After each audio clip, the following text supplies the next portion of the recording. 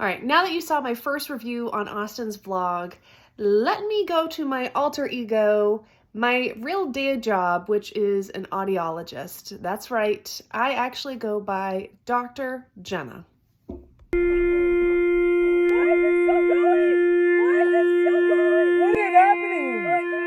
What is happening? Why is this horn not? Now, it took me a while to actually get through this whole entire vlog because I knew that this air horn was coming in this video. And as an audiologist, I'm a doctor that went to school for 8 years to study the ear and how the ear functions and how it works properly and at its healthiest. Now, I work with children and I work with adults all the time who are suffering from hearing loss, whether that be from utero, from noise exposure, or instances where their hearing is gone forever. This particular vlog got a lot of reactions on YouTube in the positive. People loved this prank, the car horn or the air horn going off in the car, not being able to turn it off. This was hysterical for a lot of people. But for me in particular, I just kept on thinking about all of the people that I have seen in my life who have been traumatized by incidents just like this and who have been affected permanently with noise-induced hearing loss, and that is permanent. Now, some people have gone to concerts and they've experienced tinnitus where they have the ee noise after a loud exposure, and then their hearing comes back. You have these nice little hair cells that are in your cochlea, which is the inner ear. And, when you have noise exposure, they get pushed down, and then over time they come back up. They're healthy. They're able to send signals back to your brain. But sometimes with noise exposure, they are taken down and they are gone. And the ear does not regenerate those hair cells. They do not come back. So in this particular vlog, when they have that car air horn going off, or the air horn going off in their car in an enclosed space and it does not turn off, this is concerning to me. So a typical handheld air horn can get up to 129 decibels. Now, for those that are not familiar with the chart here, this is an OSHA chart that lets you know how long you can be in a loud noise exposure before it becomes damaging. And if you start at 85 decibels, you can be in that type of loudness for 8 hours. Every time you go up by 5 decibels, that gets cut in half. So at 90, we're at 4, 95, we're at 2, 100, we're at 1 hour. Now, their air horn, if it reaches 129, you can be in that for less than a minute before it becomes damaging. And that air horn was not turning off.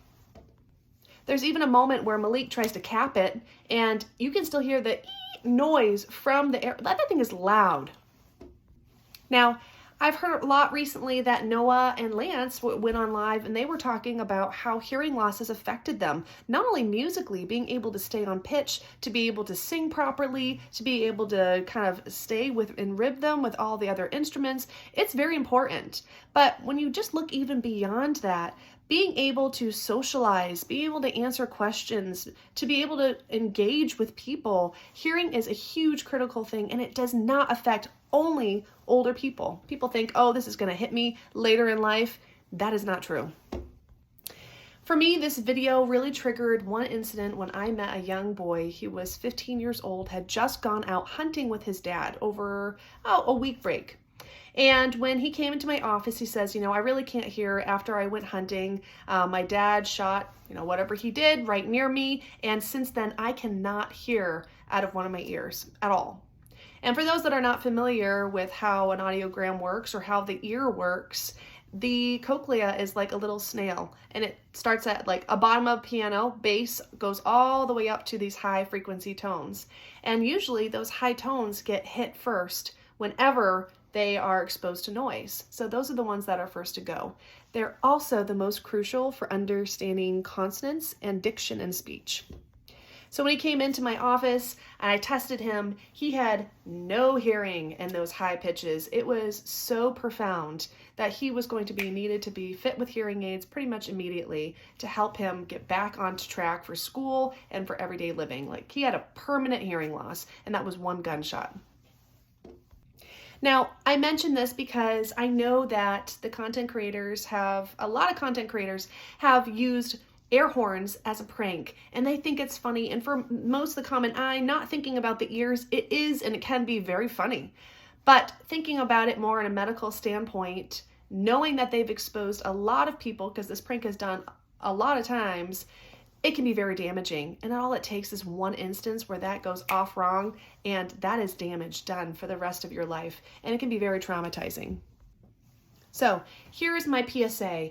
If you are wanting to do a prank in which you scare one of your friends in a car, close area, or you just want to scare someone in general, consider a confetti cannon. Yes, it's messier, but it's going to be so much safer for your ear. Consider doing some sort of, I don't know, like water balloon, anything that does not have to have a noise involved, because all it takes is one instance where damage is done, and that's for the rest of someone's life. So please, please, please, anyone considering doing this prank, please reconsider and use something safer. Please make my job a little less reliable, because I am seeing more and more people come into the office who are in their teens and 20s and 30s. And I still see the people in their 80s, but guess what? They've made it that far in their first coming to my office, and sometimes their hearing is looking better than some of the younger people. So just keep that in mind.